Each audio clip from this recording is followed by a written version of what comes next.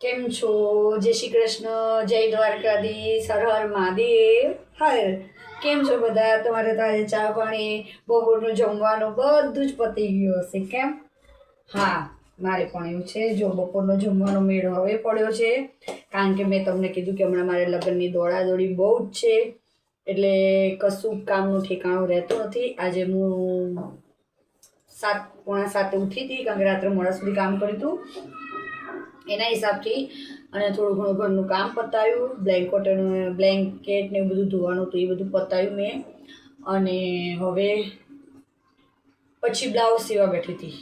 અને વચમાં મારા મિસ્ટરને સાઈડ ઉપર જવાનું હતું, ખનકને સ્કૂલે જવાનું હતું, એ બધાને જવાનું હતું. એના હિસાબથી મારે રસોઈ બસોઈ અડધું પડધું પતી ગયું, પણ મારે બ્લાઉઝ સીવીને આપવાનો હતો. એના હિસાબથી મારે બ્લાઉઝ પૂરું થયું 1 વાગે. 1 વાગે ઉઠી અને થોડું વધારાનું કામ બી કરવાનું હતું.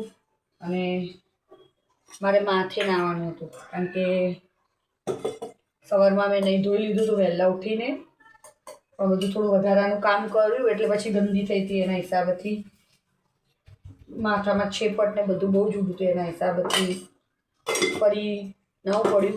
જો નહીં, બ્લાઉઝ બી પૂરો 1 વાગે થઈ ગયો. 1 વાગે મેં થોડું ઘણું કામ પરવાડી, જો નહીં ધોઈને બી હાલ બહાર આવી છું અને હવે હું જમવા બેસું છું. આજે મારે જે 11 વાગે હું જમવા બેસું છું એની જગ્યાએ આજે મારે 2:30 થઈ ગયા છે. 2:30 થી 2:45 જેવું થશે. અને તમારે બધાને જમવું હોય તો વેલકમ છે. તમારે તો સુવાનો ટાઈમ પણ બપોરનો થઈ ગયો હશે. મારે સૂઈ પણ જવું છે, બધું જ છે.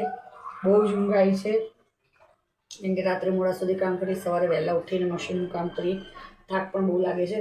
હવે જમી કરવાડી અને થોડીક વાર આરામ જોશે, એટલે પછી થોડી વાર આરામ કરી અને ફરી 4 વાગતા મશીન હાથમાં લેવાનું છે. 4, 5 ને 6, આજે 6 વાગતા મશીન બંધ કરી દેવાનું. એનું કારણ છે કે રાત્રે પણ મશીન પર બેસવાનું છે મારે, એટલે આજે ઈચ્છા છે 6 વાગતા મશીન બંધ કરી દઉં અને બધું ઘરનું બધું જ કામ વધારાનું પતાવી દઉં, પછી મશીન પકડું હાથમાં, એટલે મારે ચિંતા નહીં.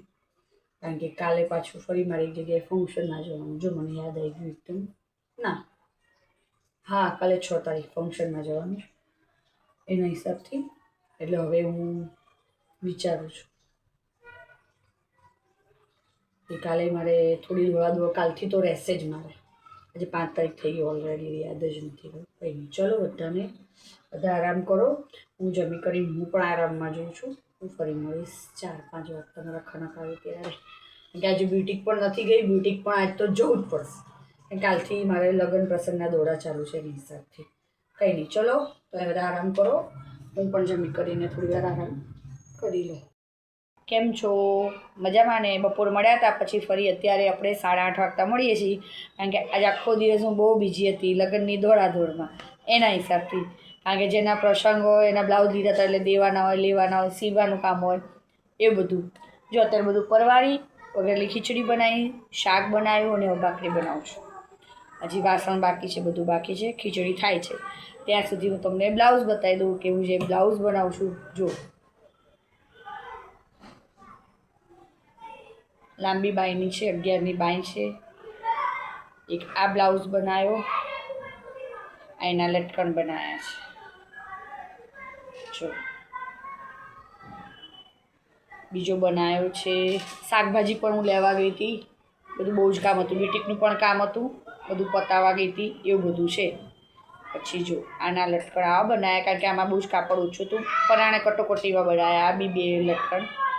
જો આ મહેંદી કલરનો બનાવ્યો, પ્લેન બુટ્ટીવાળો છે. આમાં છૂટી છૂટી ટિક્કીની નાની નાની બુટ્ટીઓ છે, અને મેં ગોલ્ડન કપડાની લેસ મૂકી છે. મારે ત્યાં પેટર્નવાળા બ્લાઉઝ બહુ જ ઓછા બને છે. એનું કારણ છે કે પેટર્ન જતી રહે પછી કોઈને પસંદ ના આવે, એટલે ફૂલ ડીપ ગળાની બનાવું છું. ફૂલ ડીપ ગળા ચાલે, એટલે એમ કે ચા વાંધો નહીં. અને જો આમાં આવી કાંગરી આવેલી છે આ બ્લાઉઝમાં. હજી એક બ્લાઉઝ બનાવું છું, એ જો કદાચ સિવાઈ જશે ના 11 વાગતા, તમારી જોડે ચોક્કસ શેર કરીશ. એક બ્લાઉઝ તો બની પણ ગયો અને લઈ પણ ગયા એ ભાઈ આવીને, એમને કાલ સવારે વહેલા પહેરવાનો હતો, એના હિસાબથી લઈ પણ ગયા અને બની પણ ગયો બ્લાઉઝ. અને આપી પણ દીધો, એમને પેમેન્ટ પણ થઈ ગયું. 300 રૂપિયા લીધા. મેં એક બ્લાઉઝના 300 રૂપિયા લઉં છું. 300 રૂપિયા લીધા. હવે વાસણ ઘસવા બેસું છું. પછી ભાખરી બનાવી છે. 9 વાગતા મારે પાર્લરમાં જવાનું છે. કારણ કે લગ્નમાં જવાનું એટલે આપણે આપણી રીતે થોડી તૈયારી કરવી પડે ને તો પછી એટલે એવું છે. અને કાલ સવારે પણ મારે બહુ જ દોડાદોડ હશે. કાલે હું એક જગ્યાએ જો જવાની છું, જો હું કદાચ જઈશ તો તમારી જોડે ચોક્કસ શેર કરીશ કે હું આ જગ્યાએ જઉં છું.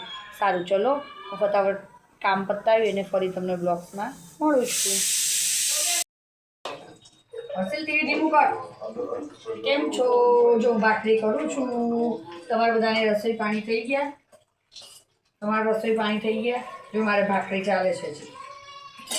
ખીચડી બનાવી, શાક બનાવ્યું અને જો ભાખરી ચાલે છે. દૂધ ગરમ થઈ ગયું છે.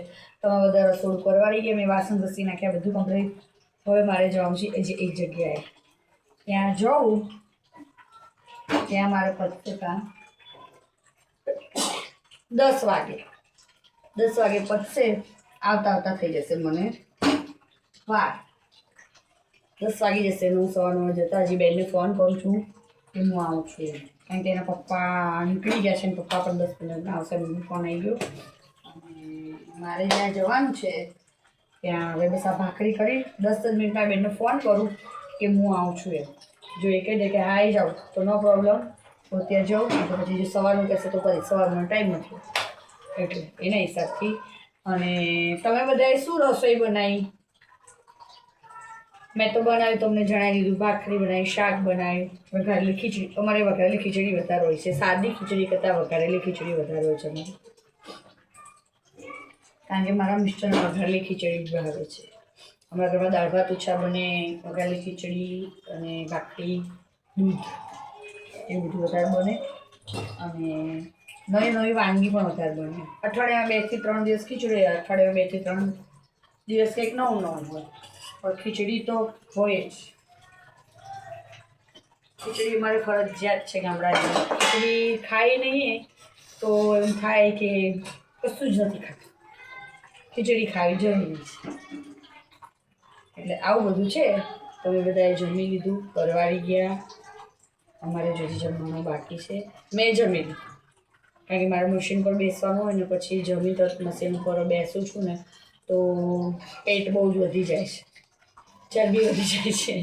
એના હિસાબથી મારે વહેલું જમી લઉં છું. 7 નહીં પણ 6:30. આજે તો લેટ થઈ ગઈ હતી, 7 વાગી ગયા હતા. તો 6 નહીં પણ 6:30 તો હું થોડું જમી જ લઉં છું. પછી હું રાત્રે નથી જમતી કશું જ, પછી સવાર વહેલી પડે એના હિસાબથી. કારણ કે પછી મોડા સુધી મારે રોજ 11-12 મશીન પર વાગી જાય છે. એના હિસાબથી પછી પેટમાં હલન ચલન થાય નહીં એટલે ચરબીનો ભાગ વધતો છે. એના હિસાબે પેટ બહુ વધી જાય છે મારું. એના હિસાબે હું છેલ્લા અઠવાડિયાથી તો હમણાં સીવવાનું પણ બહુ હોય. આમ ઓછું હોય તો ચાલી જાય, 7-7:30 જમું તો ચાલી જાય કે આપણે હરતા ફરતા વાંધો ના આવે. પણ જો મશીન પર બેસવાનું હોય એટલે મારે 6 વાગે હું જમી લઉં. 6 વાગે જમીને આ બધાની રસોઈ કરું, વાસણ ઘસું, પ્લેટફોર્મ કરું, આ કરું, 8-8, 2 થી 3 કલાક ખાધા પછી થઈ જાય. પછી વાંધો નહીં. પછી મારે મશીન પર બેસું, મારે એક ધારે 2 થી 3 કલાક મશીન પર બેસવાનું હોય છે. કારણ કે હું 9:30 બેસું, 9:30 10 તો ડાયરેક્ટ 12 12:30 ઊભી થઉં છું. 2 થી 2.5 કલાક બેસવું પડે છે. એના હિસાબથી હું વહેલી જમી લઉં છું. કારણ કે આ વખતે મને થોડી તકલીફ પચવામાં બહુ થઈ ગઈ હતી, તો ડૉક્ટરે કીધું હતું કે તમે વહેલું જમવાનું રાખો છો. તમારે આવી રીતના હોય ને એની હિસાબે. કારણ કે મારે એવું છે, મોડું જમવું ને પછી મશીનનું હું કામ લઈને બેસી જાઉં છું ને તો એસિડિટીનો પ્રોબ્લેમ થઈ જાય છે. તો બહુ જ ખરાબ ઉઠકાર આવે અને એસિડિટી બહુ થઈ જાય ને પછી દવા લેવી પડે છે. એવું બધું એની કરતાં મેં મારો ટાઈમ જ ચેન્જિંગ કરી દીધો. અને બહુ મોડું થઈ ગયું હોય, જો રસોઈ બનવાની વાર હોય તો હું જમતી નથી. તો પછી દૂધ પી લઉં કે પછી મમરા, સેવ મમરા છે, હવે એવું બધું કરવું ચાલુ. કારણ કે ડૉક્ટર મારે એસિડિટીનો પ્રોબ્લેમ ઘડી થઈ જાય છે. એનું કારણ છે કારણ કે મારે સીવવા બેસું એટલે બધું આવું ચાલે છે. કંઈ નહીં, ચલો તમે બધા પરવારી ગયા. મારે પરવારવાનું બાકી છે. મારે એક જગ્યાએ જવાનું છે. ફરી હું જઈને આવું પછી હું તમને કહું હું ક્યાં ગઈ હતી ને શું કામ ગઈ હતી. કેમ છો? જો મારે એક જગ્યાએ જવાનું હતું, હું જઈને આવી ગઈ છું. હવે હું સીવા બેસીશ બ્લાઉઝ. સીવા બેસું છું. બ્લાઉઝ મારા 10:30 થઈ ગયા છે એટલે 12 વાગતા પૂરો થશે.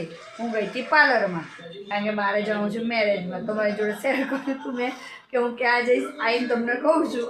એટલે હું ગઈ હતી પાર્લરમાં, કે હવે મારે મેરેજની દોડ ચાલે છે, પછી ટાઈમ મળે ના મળે. કાલે પણ મારે એક જગ્યાએ જવાનું છે, એ હું કાલ સવારે તમને ચોક્કસ જણાવીશ. હું ત્યાં જઈશ ત્યારે તમને ચોક્કસ બતાવીશ બી ખરી અને જણાવીશ બી ખરી. બોલો, તમે જમી કરીને પરવારી ગયા, અમે બધા પણ પરવારી ગયા. હવે મશીન હાથમાં લેવાનું છે, કારણ કે આપણે નોકરી નાઇટની 2 કલાકની બાકી છે, એ પૂરી કરવાની છે. બધાને જય શ્રી કૃષ્ણ, જય દ્વારકાધીશ, હર હર મહાદેવ. મારી ચેનલને લાઈક કરજો, શેર કરજો અને સબસ્ક્રાઇબ કરજો. બેલ આઇકન દબાવવાનું ભૂલશો નહીં.